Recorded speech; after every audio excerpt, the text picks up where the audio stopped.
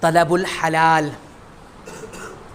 رزق آپ کا، کمائی آپ کی، مال آپ کا، کپڑے آپ کے، پانی آپ کا، کھانا آپ کا حلال طلب کیا ہوا ہو، یعنی یہ تمام چیزیں حلال کی ہوئی ہوں۔ حلال رزق سے ہی دعا قبول ہوتی ہے۔ سب سے بڑا موانع، جب یہ آگے آئے گا، سب سے بڑا موانع، رکاوٹ جو دعا کی قبولیت میں ہوتا ہے وہ کیا؟ حرام رزق، کھانا، حرام کھانا۔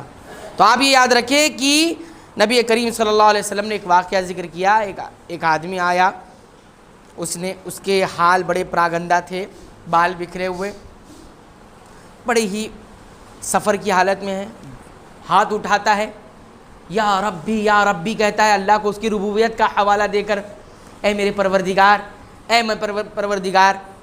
تو اللہ کے نبی صلی اللہ علیہ وسلم کہتے ہیں مطعمہ حرام وملبسہ حرام وغذی بالحرام فأنا یستجاب لذلک، اس کا تو کھانا بھی حرام ہے، جو کھایا وہ حرام کا، جو پہنا وہ حرام کا، اور جو غذا اس کی بنی ہے جس رزق سے وہ بھی حرام کا، فأنا یستجاب لذلک، اللہ اس کی دعا کیسے قبول کریں گے؟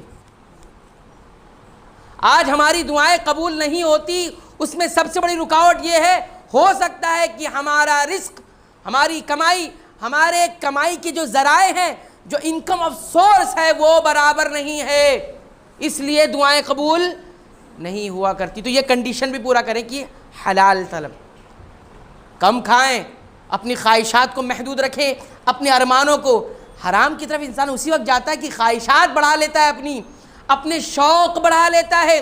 غریب آدمی کو تو کوئی شوق نظر نہیں آتا، امیروں کے بڑے شوق نظر آتے ہیں۔ تو مال کی جب کثرت ہو جاتی ہے تو شوق بڑے ہو جاتے ہیں، خواہشات بڑی ہو جاتی ہے۔ ایک آدمی کے پاس لمٹ ہے تو لمٹ سوچ رہا ہے، اور ایک آدمی کے ساتھ بے شمار ہے تو وہ بے شمار دور کا سوچ رہا ہے۔ لوگ کہتے ہیں کہ پیسہ ہوتا ہے تو دماغ چلتا ہے، پیسہ نہیں ہوتا تو دماغ نہیں چلتا، دماغ کام نہیں کرتا ہے۔ صحیح بات ہے؟ تو یہ بات یاد رکھیں کہ دعا کی کنڈیشن جو ساتویں ہے وہ کیا ہے؟ طلب الحلال ہونا۔